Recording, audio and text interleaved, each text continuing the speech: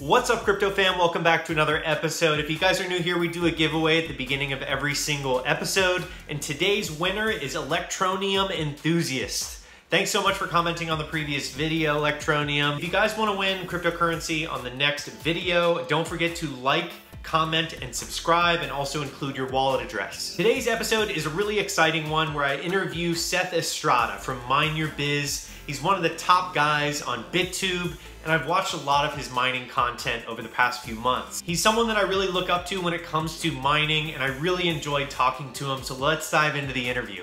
Hi, my name is Seth Estrada, and I run the Mind Your Biz TV channel on BitTube. It can be found at bit.tube/mindyourbiz. And I also run the Mind Your Biz community on Discord, as well as an e-commerce shop, shop.mindyour.biz.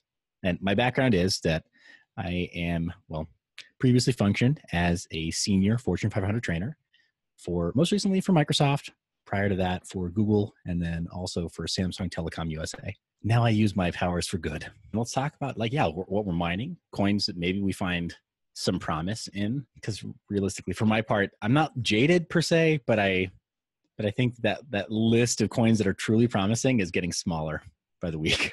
I've been doing tests on the channel between this sort of all-encompassing convert to Bitcoin at the end of the day platforms.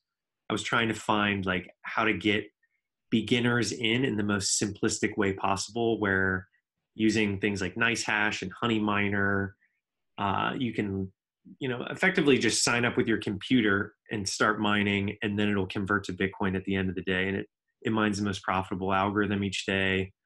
I was kind of pursuing that mainly for the content to show beginners that it is possible to get in and get involved. I do think that, like you said, I'm not necessarily jaded right now because I'm in it for the long term, but I do think that it's not profitable through NiceHash or Honey Miner right now, especially Honey Miner. They got a lot of slack to pick up as far as competition with NiceHash.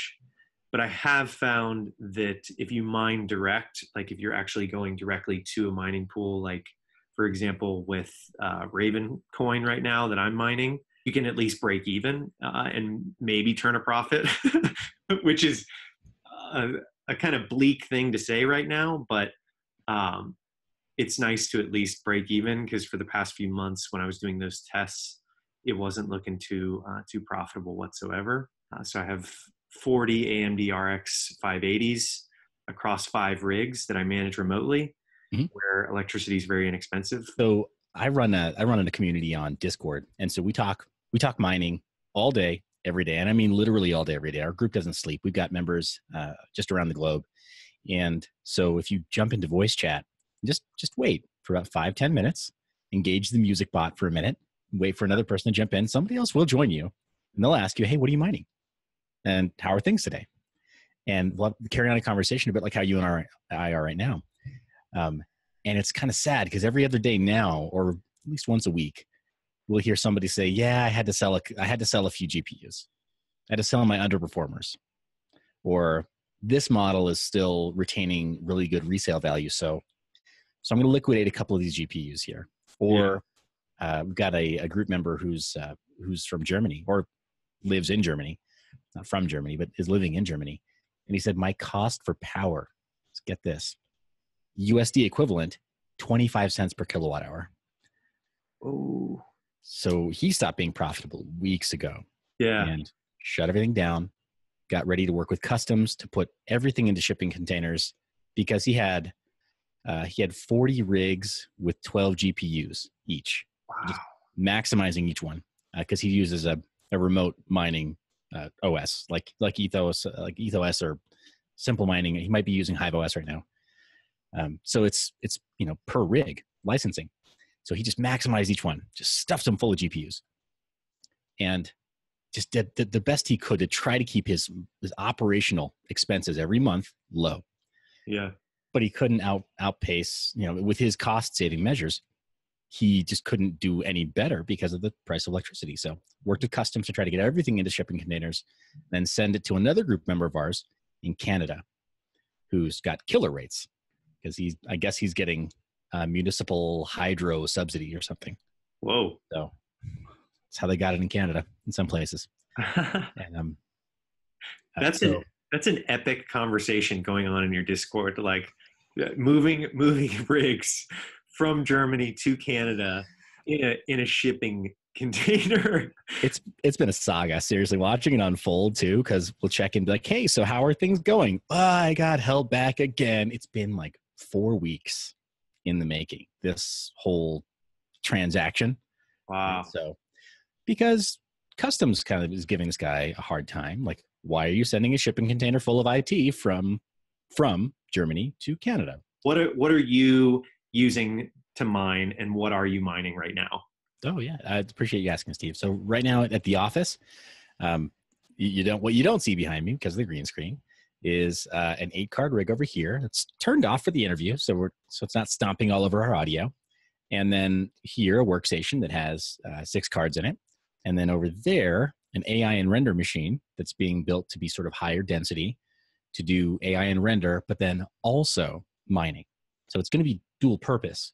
And Cool. some of these distributed compute bounty programs some of them are tokenized. Some of them will issue their own crypto token, but then others pay in fiat. And so I'm doing some tests with that as well. And then back home, another 6-card rig. So really, it's only a couple dozen cards that I have here between home and the office, and then work with a business partner that manages hardware for other third parties. So co-location. Got it. That's not mine. That's other people's interests there.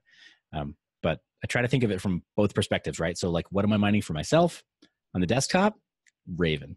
My AMD rigs, I pretty much stick close to crypto notes. So it'd be like Monero and variants of Monero. I'm really partial to BitTube, but disclosure, I'm a top content producer on BitTube, so I've earned quite a bit from their airtime monetization. And that's public record because you can check the Airtime Explorer. They have a block explorer there, and you'll see my name on the leaderboard, or Cool. my channel's name on the leaderboard. So doubling down occasionally by mining it also, it seems like the right thing to do. You're mining Ravencoin. You're the rock star on BitTube. I've heard about BitTube quite a bit, but I haven't gotten on there. What are you excited about for 2019? Like overall, as far as projects, what are you going to be mining?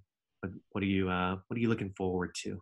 Wow. As far as projects go, Yeah.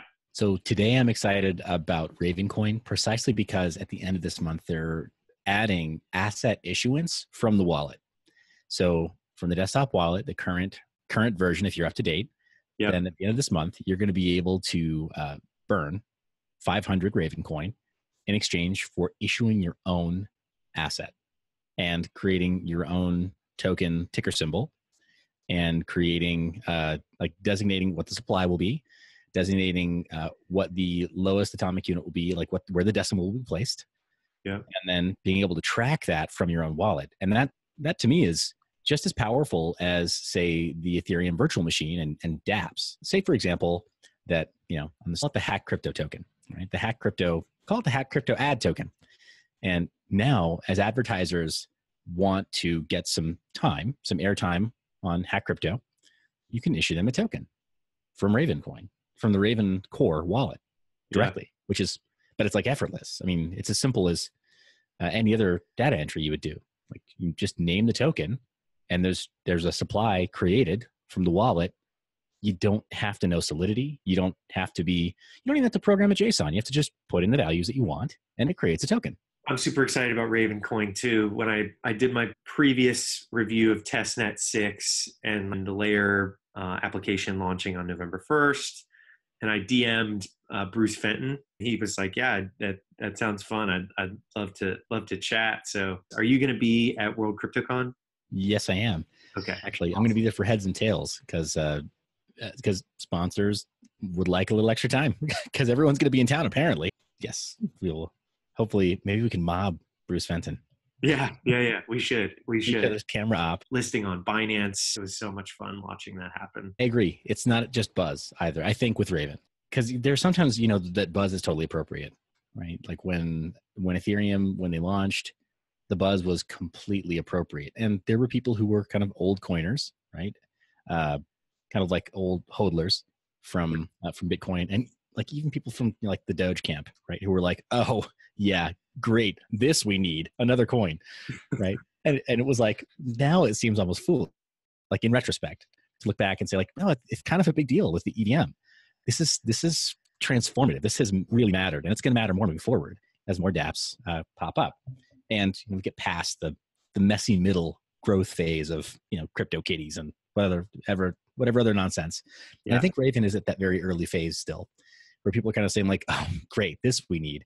X16R isn't all that special algorithm. You could make an ASIC for X16R, or like, this token, this asset issuance isn't that big a deal. Or like you're saying on November 1st, being able to like all kinds of roadmapped items that actually technologically are going to set a phenomenal foundation for future development.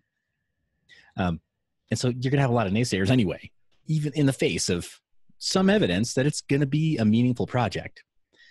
So the fact that it's mineable right now on consumer GPUs, like easily mineable, that's awesome. I'm very excited about that.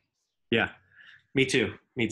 And what do you think as far as the X16R and the ASIC conversation? I've had that probably a dozen times since I started mining Raven. Mm-hmm. And what are your thoughts on that? Because people think that if an ASIC does come into the equation, they're just going to say, okay, yeah, sure. And then change it to not being ASIC resistant. What are your thoughts on that as far as like, obviously it has to do with them as sort of a communal effort, but I feel like there could be, I don't know if it's in their best interest or not from a tech perspective, if it's in their best interest to switch on the ASIC mining. What are your thoughts on that?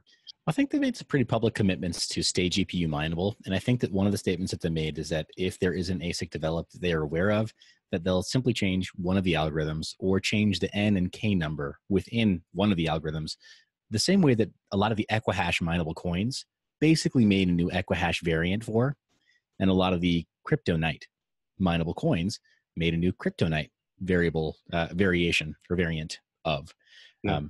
Just changing, what is it? So I think it's memory and iterations are basically the two variables that are, I shouldn't say easily changeable because I'm not a developer, but this is how I've heard it described to me. Is that those two variables they're accessible, they're changeable, and without too much difficulty. I'm sorry, I think it's memory and then permutations, not iterations, but those two, they are without too much difficulty can be changed, and that when done correctly, tuned correctly, there it was like a distributor cap on an old engine. Right? Yeah, dial it in so that it's like, okay, now not ASIC mineable, and that's kind of a snapshot for a short time until ASIC designers and manufacturers or any interested party with enough millions in the bank decides, okay, we're gonna make this happen. We're gonna make an ASIC for it.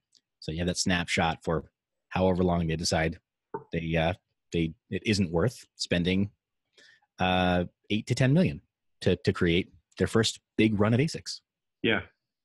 So more so, it's a good perspective because I've heard all different types of perspectives on it, where you're saying that they're actually going to stick to the commitment of, we're actually going to tweak the algorithm to veer away from ASICs instead of kind of going towards it. They're always going to keep that commitment to GPU mining. I think that's what I've read, and gosh, I guess don't quote me, but I'm pretty sure that's what I've read from some of the top contributors or core developers saying that, because they're not wrong. It is pretty simple to just do that tweak to one of the algorithms in the cycle, the 16 algo cycle, and then all of a sudden you have bricked the ASIC that was made for that exact 16 algo cycle.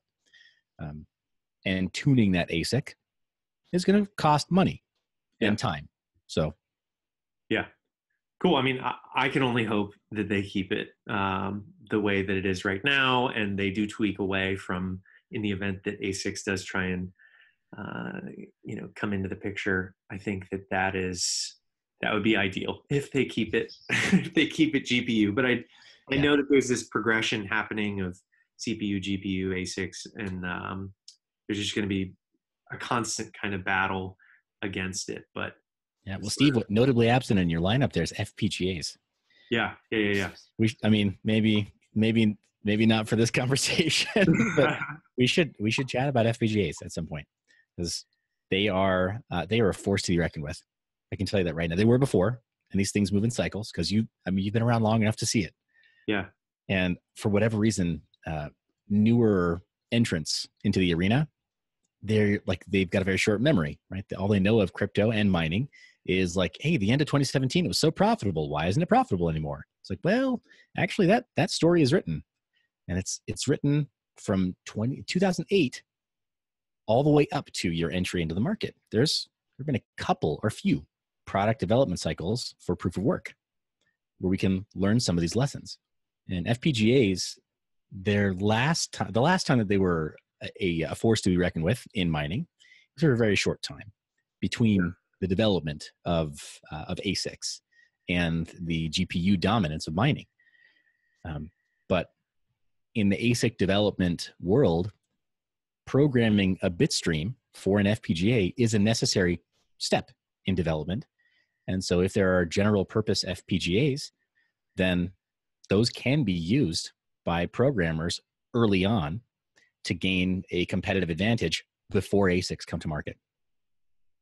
And now you've got a few FPGAs that are coming to market that are made within an ecosystem where custom bit streams can be protected and then issued by developers, so that, for example, if you wanted to mine any Lyra 2 Rev 2 coin, you can on an FPGA, and you can do so with a meaningful increase to your hash rate over anybody that has a GPU farm, without fear of reprisal from ASICs, because those developers have their software within sort of a walled garden. So a couple of FPGA products out there that are, I think, going to be, they're definitely going to hit the networks hard.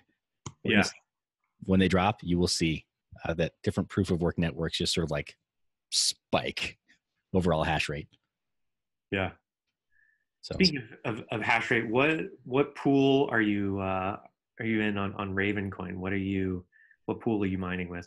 Raven Miner. I know I should probably try to find some other, but it's the block rewards are consistent, and they find blocks fast. I haven't checked to see what the percentage of the hash rate is that they represent. Could be a lot right now. Yeah, but that's why I chose them. And it's a terrible burden as a miner, because on the one hand, you're incentivized. On the one hand, if you have faith in this whole crypto experiment, then you've got to kind of believe also in decentralization. Mm-hmm. But as a miner, you're incentivized to break the whole paradigm by joining the strongest pools. And then these strongest pools can go and wreak havoc on the network. Yeah. Yeah. There are a lot of contradictions in the space, I think, in general. And, I definitely will get some hate for it, but I know that the old saying of if you don't hold the private keys, you don't hold the coins, like that has really just been kind of brushed under the rug when it comes to 20 million people using Coinbase or whatever their user number is, and no one there has keys. Like it's basically just a bank essentially, or a custodial service that is holding it. So there's a lot of kind of mega contradictions in the space, but I do think that they may or may not work themselves out over time. But I'm currently on I want to say it's Hash for Life, the Ravencoin pool, and I've been struggling with it. That's why I was asking you, because I was wondering what you were using to see if I could see if it's worth switching over or not. Kind of struggling with finding blocks. So I lost track of where we were at. But what are you working on? Are you working on any projects outside of YouTube that we could talk about? As far as publishing platforms, always evaluating publishing platforms. It's part of the reason that I kind of Everyone okay? Yeah. Yeah. All right. We That can, sounded. we can start that over again. That was literally like something just fell right next to my laptop there. So I created a fork of TurtleCoin a couple months ago, but I did it during a live stream. It was a live fork with the founder of TurtleCoin, the lead developer of TurtleCoin. Nice. They've created a little README that is a how-to on how to fork a crypto node. So I said, hey, that sounds like fun. Let's fork a crypto node live. Let's show people what the process is like. But like you said, with disclaimers, I don't think I let people know that it was kind of for education purposes. I wasn't propping myself up to become the next figurehead of the next major fork of, sub fork of Bytecoin and then TurtleCoin, et cetera. It's like, no, this was an experiment. It was a thought experiment. It was a development experiment.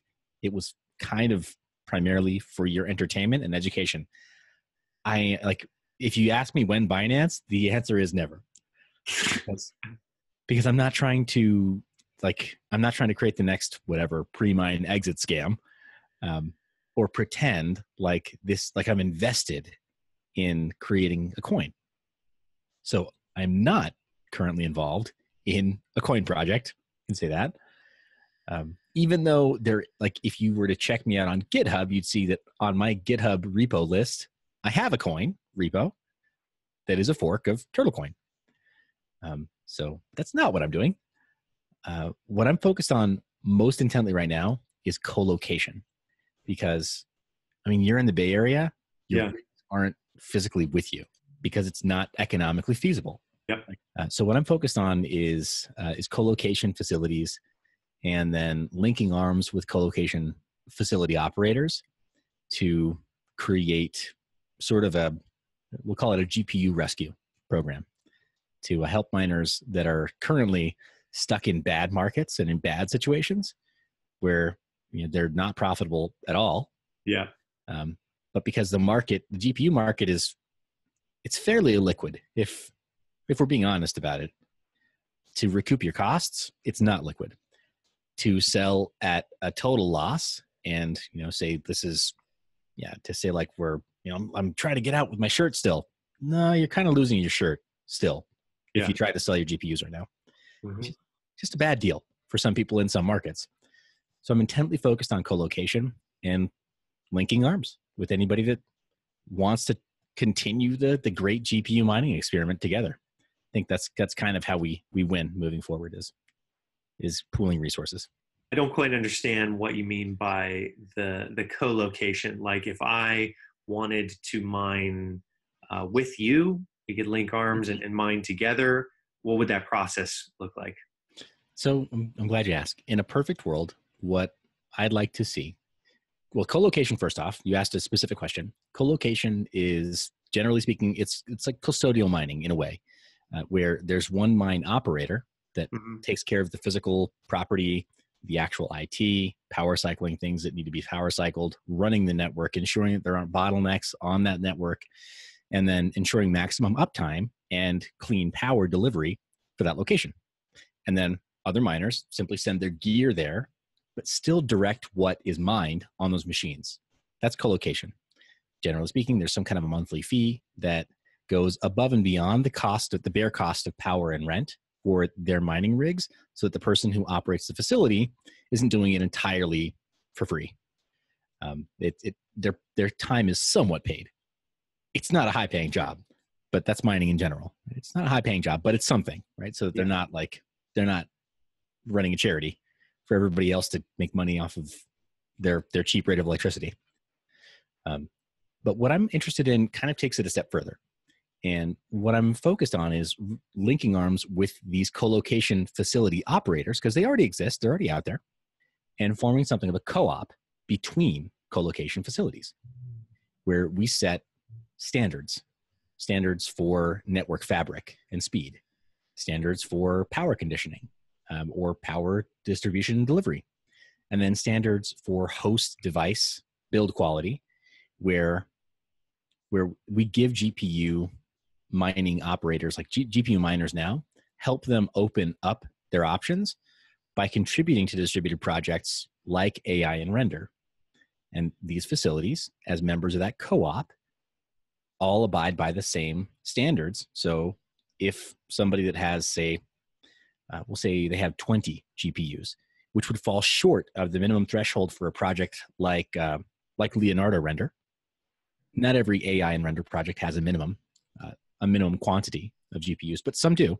But they all have minimum standards for host devices.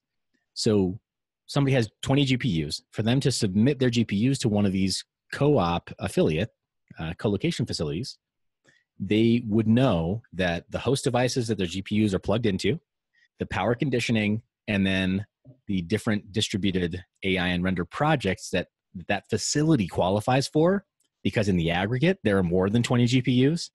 In the aggregate of that facility, there may be hundreds or thousands.